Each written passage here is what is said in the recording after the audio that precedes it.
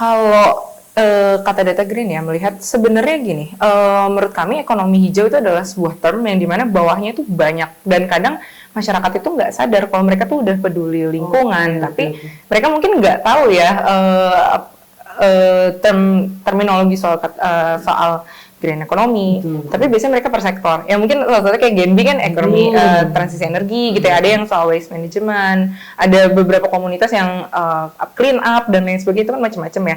Dan itu juga udah masuk kontribusi dalam apa ya, dalam upaya aksi iklim gitu, penurunan emisi. Mungkin aku mau cerita kali ya, kata Data Green itu ada suatu project gitu ya, kita ke 7 daerah ekowisata yang mana ekowisatanya itu masuk ke dalam kawasan perhutanan sosial. Nah, jadi kami di sana tuh mau berupaya untuk meningkatkan kapasitas. Nah, dari inisiasi apa ya, di sana itu memang perhutanan sosial itu program pemerintah ya, kayak ada lahan di kawasan hutan yang diberikan hak atau izin kelola sekitar 50 tahunan gitu ya ke masyarakat di sana. Walaupun yang nggak anak muda sepenuhnya ya, tapi banyak juga anak muda yang ikut gitu. Jadi di sana dibentuklah kelembagaan, biasanya bersama desa atau kelompok sadar wisata kalau yang di ekowisata itu.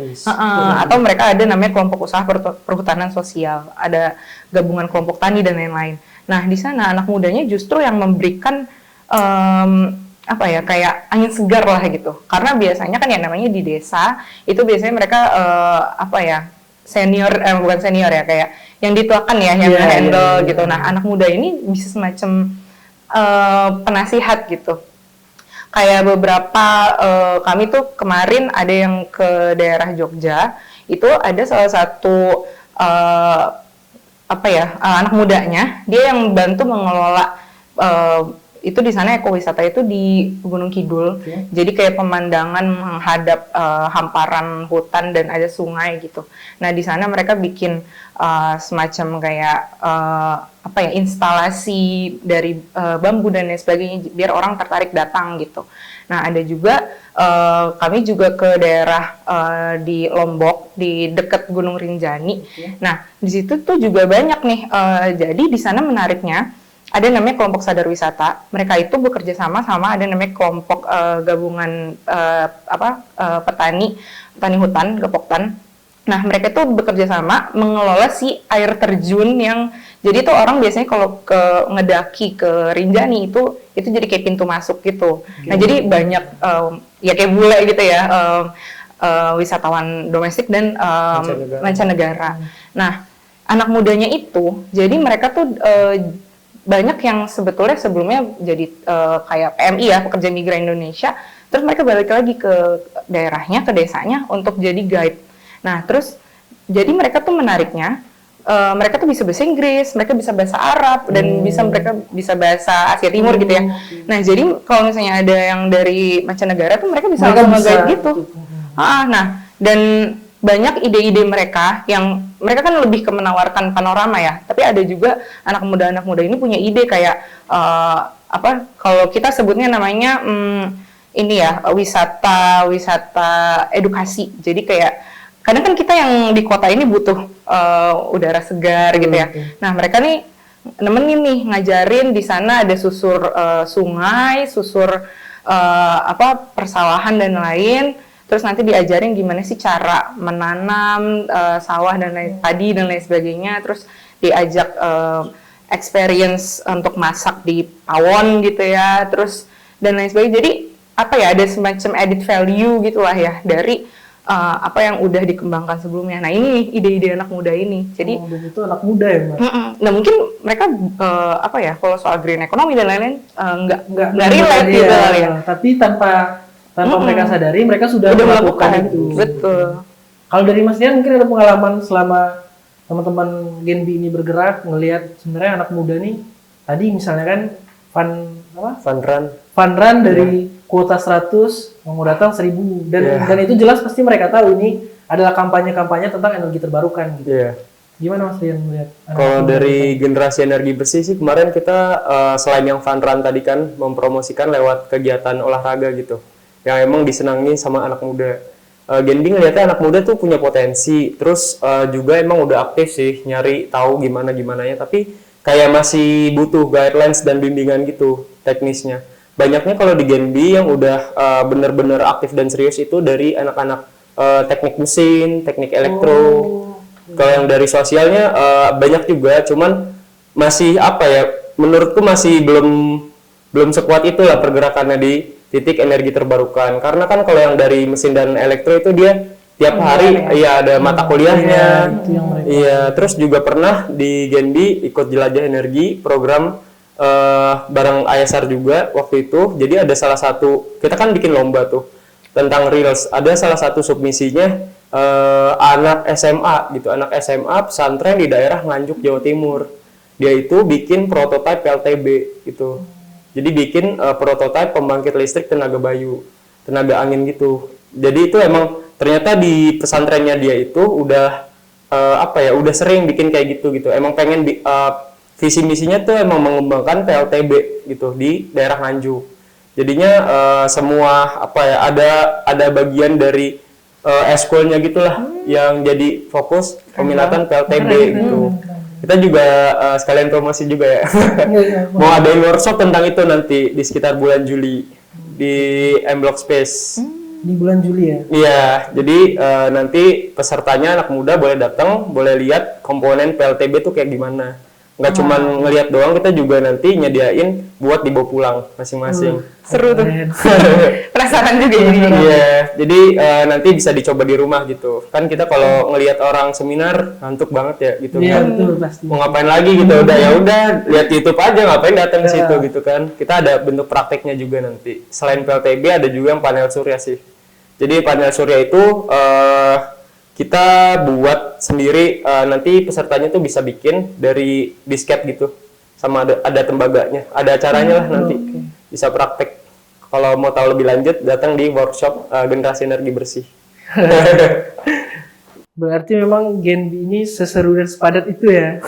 Iya. Acara-acaranya memang kayaknya memang kita perlu sih acara-acara begitu. Akhirnya biar bisa lebih tahu tentang, karena kan saya juga pribadi mungkin tentang energi terbarukan dan segala macam kan nggak benar-benar tahu dan nggak benar-benar paham dengan adanya kegiatan-kegiatan seperti itu tadi. Apalagi tadi disadarkan sama ada SMA ya atau pesantren itu Mas? Yang Iya, punya SMA. ekstra, Bentuknya pesantren, temen oh, levelnya tapi SMA. levelnya SMA Iya. punya apa? Ekstra Iya, ya, eskul. eskul khusus PLTB. tentang itu ya. Keren banget. Keren banget ya. Keren banget. Berarti di Juli ini ya kegiatan dari Iya, workshopnya. workshopnya di Juli ini. Oke, nanti boleh kita diundang untuk kegiatannya itu. Boleh juga, boleh. Nah ini saya ingin masuk ke tadi tentang sebenarnya seharusnya kita Mbak Ana punya ini ya, Indonesia punya Perpres nomor 98 tahun 2021 ya tentang nilai ekonomi nilai ekonomi karbon NEK itu.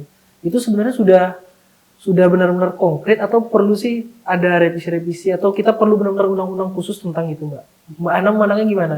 Karena saya beberapa kali juga misalnya bicara persoalan karbon dan segala macam, artinya nilai ekonomi karbon di Indonesia ini khususnya, karena itu kan juga salah satu bentuk usaha-usaha Indonesia untuk mencapai target NDC kan tentunya sama dan juga net zero emission kan keluarnya Perpres itu sebenarnya sudah cukup atau memang kita perlu undang-undang dan tata cara yang lebih eksplisit tentang nilai ekonomi karbon ini.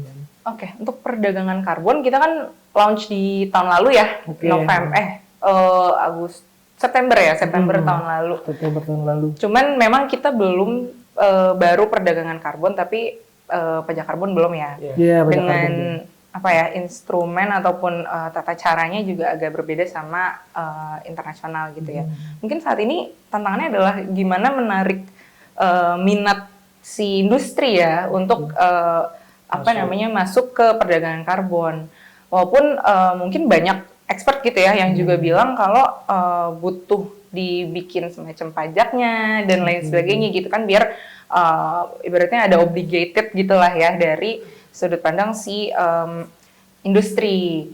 Mungkin kayak gitu ya. Dan sebenarnya Indonesia itu sebelum ada ada perdagangan karbon ini dibuka, kan sudah ada ya kayak beberapa contoh gitu, maksudnya beberapa kegiatan yang memang mereka sudah menyimpan karbon gitu ya, kayak misalnya di Jambi ataupun di Kalimantan gitu. Jadi memang sekarang lebih ke industri kali ya PR-nya. Iya, lebih fokusnya ke industri.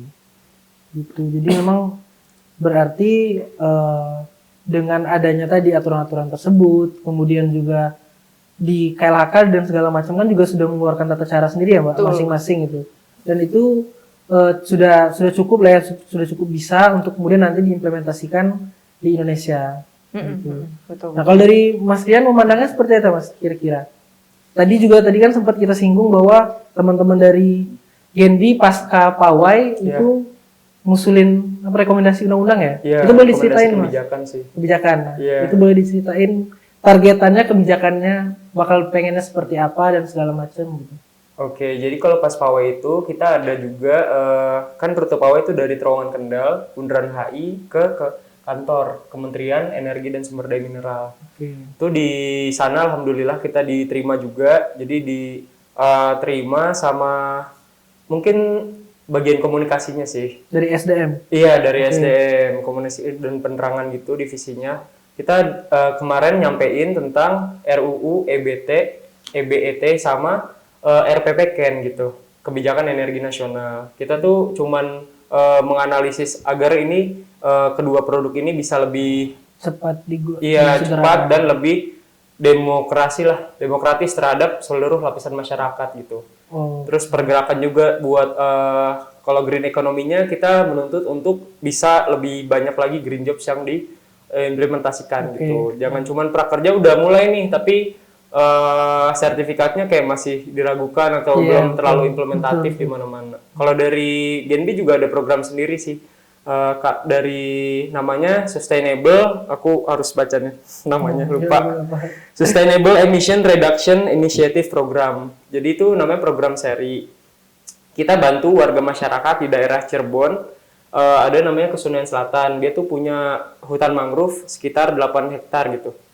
Tapi tidak terkelola dengan baik gitu. Takutnya kalau dibiarin aja pasti akan habis. Soalnya pengalamannya kayak gitu di Cirebon. Kalau nggak ada yang bantu, hutannya habis lama-lama tertimbun sama sampah. Terus dijadiin tanah timbul masalahnya tuh di sana. Sekarang Genbi di sana itu ngebantu warganya buat bikin jadi ekowisata.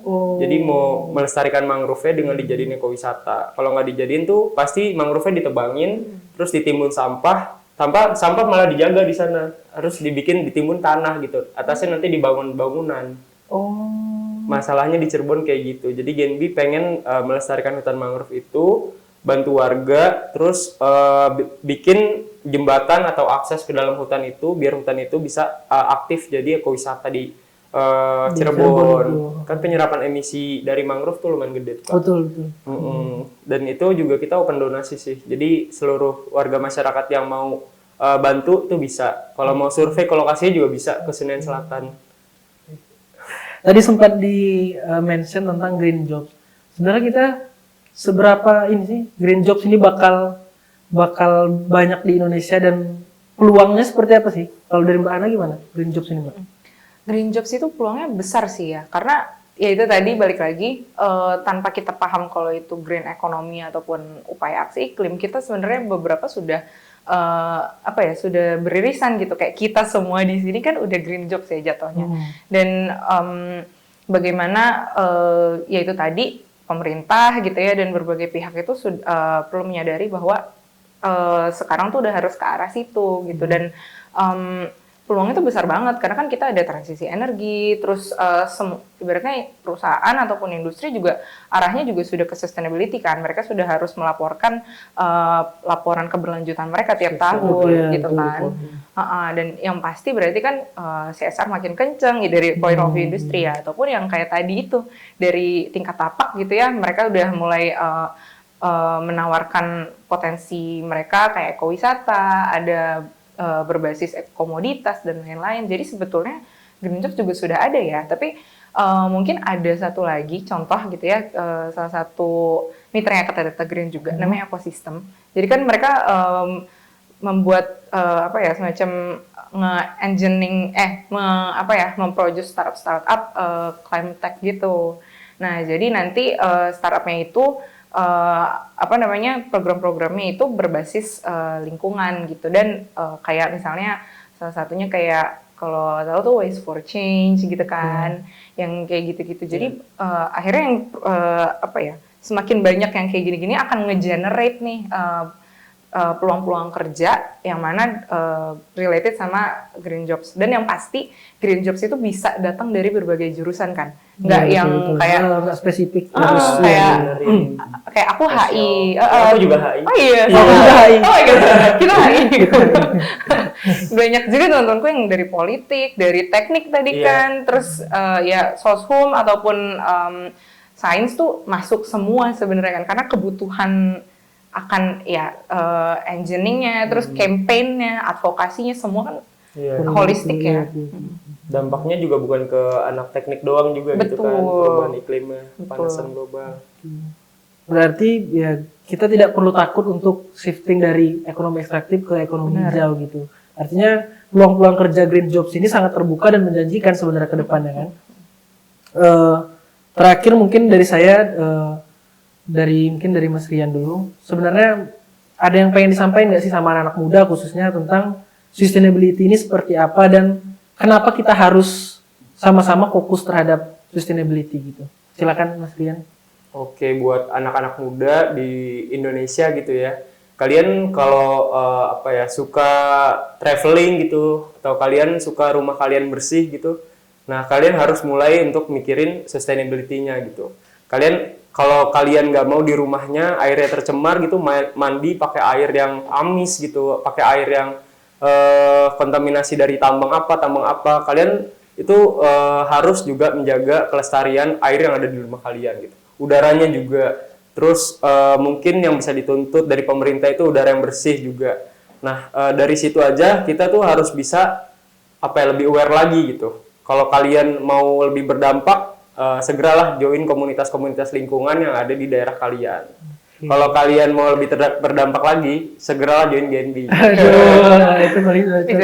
Itu. Kalau dari Mbak Hana gimana kira-kira untuk mengajak anak-anak muda lah karena bukannya kita tadi membatasi umur dan segala macam ya, karena harusnya anak muda yang punya peran paling penting dalam hal-hal seperti ini.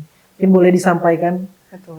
Karena kan ya kita yang akan ngerasain itu belum mau udah heat wave dan lain sebagainya ya kan. Kalau untuk anak muda gitu ya, menurutku sih start dari small things ya, kayak yaitu konservasi energi, dari kita bijak lah dalam menggunakan energi, shifting kebiasaan kita misalnya dari penggunaan transportasi gitu ya ke transportasi publik. Biasakan juga untuk mengetahui tuh ketelusuran, misalnya kita makan tuh apa sih ininya asalnya dari mana, pakaian dan lain sebagainya gitu ya. Smart dari hal kecil seperti itu. Dan bisa juga bener tadi kata Mas Rian ya, start dari bisa ikut komunitas gitu ya. Karena meningkatkan awareness juga kan, dan yang pastinya terus di feeding gitu sama pembahasan atau isu-isu berkelanjutan gitu ya dari platform Kata Data Green ataupun simbiosis gitu. Nah, dan juga selain itu juga sekarang kan kita banyak akhir-akhir ini fenomena yang membuat kita tuh jadi tergerak juga nih untuk social awareness kita tuh jadi tinggi karena beberapa isu. Nah itu menurutku juga sebagai anak muda itu peran penting juga untuk mengawal bahwa ternyata kita tuh nggak diam gitu akan isu-isu yang lagi berjalan gitu, dan itu matters banget sih yang kayak gitu ya. Jadi mungkin bisa dari start small things kayak gitu. Ya tadi kalau Mbak Ana mention tentang isu-isu yang sedang ini, salah satunya kita kalau kemarin All As for Rafah ya kalau di Palestina, nah kita punya di Indonesia tuh Papua. Jadi tanggal 27 Mei itu suku adat di Papua itu ke MA kalau nggak salah itu menggugat putusan seperti itu. Karena di Papua ada sekitar 36.000 kalau saya tidak salah 36.000 atau 38.000 lahan itu ingin dialihfungsikan sebagai menjadi lahan sawit, dan itu bakal berdampak terhadap emisi seperti yang kita bicarakan tadi itu. Mbak Ana atau Mas Rian dulu lah, pandangannya seperti apa itu melihat putusan yang dikeluarkan, kemudian ya sampai orang suku adat gitu ya datang dari Papua ke Jakarta minta putusan itu dicabut, itu kan artinya benar-benar berdampak seperti itu kepada mereka. Kalau Mas Lian memandangnya seperti apa?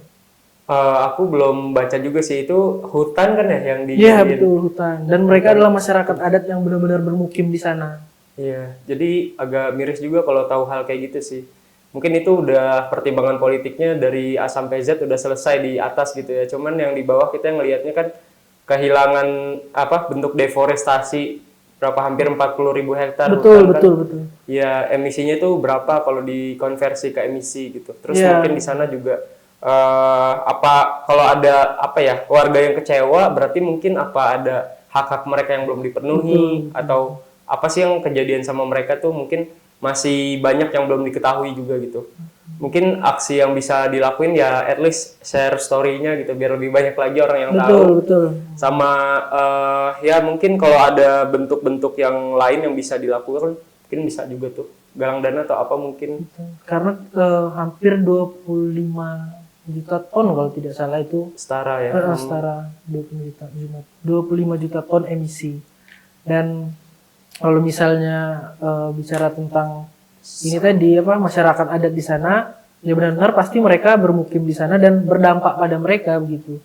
Dan mereka juga merasa terlepas daripada ada hak-haknya yang mungkin tidak terpenuhi, mungkin mereka tidak ingin rumah mereka diganggu gugat gitu. Kalau Mbak Ana gimana memandangnya Mbak Ana? Kayaknya kan kalau kata Data Green kan biasanya sering turun langsung ini melihat fenomena-fenomena yang terjadi di Indonesia. Iya, mungkin sebelumnya Papua itu sebelum pemekaran ya, kan ada sebelum pemekaran ada 2 provinsi, Papua dan Papua Barat, itu mereka punya deklarasi Manokwari namanya, untuk mempreserve 70% lahan itu sebagai hutan gitu. Dan dikelola berbasis masyarakat, yaitu masyarakat adat.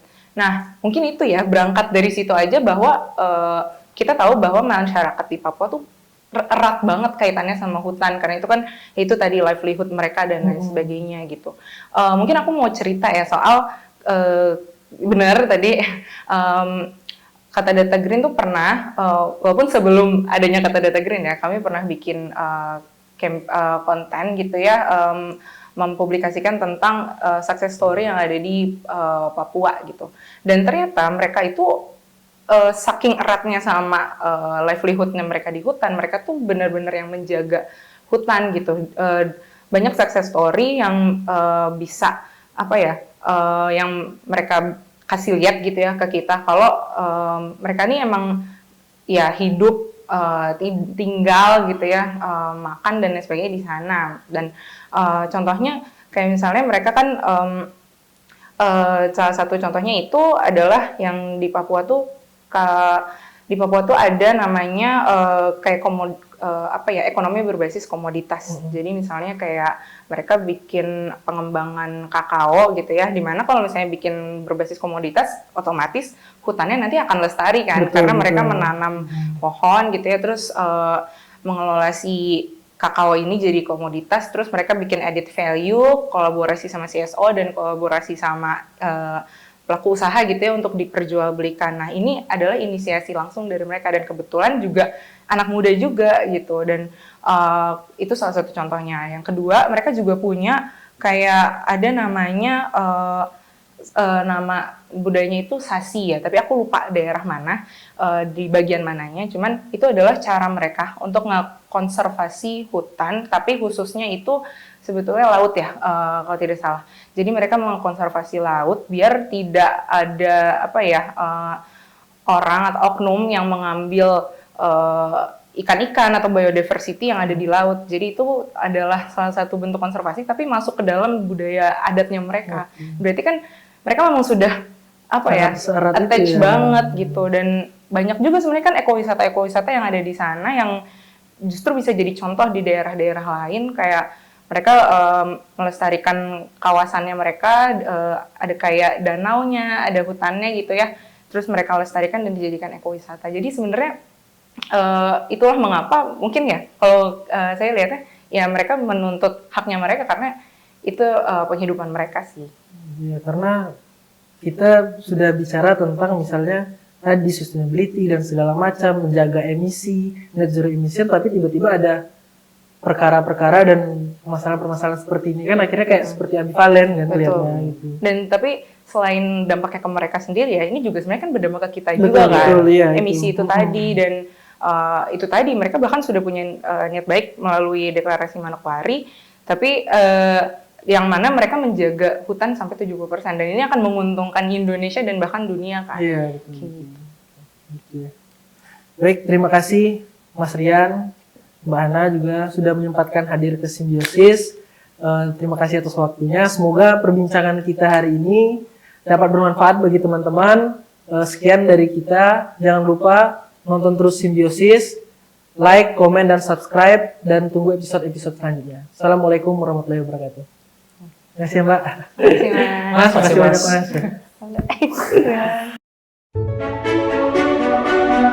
Mas.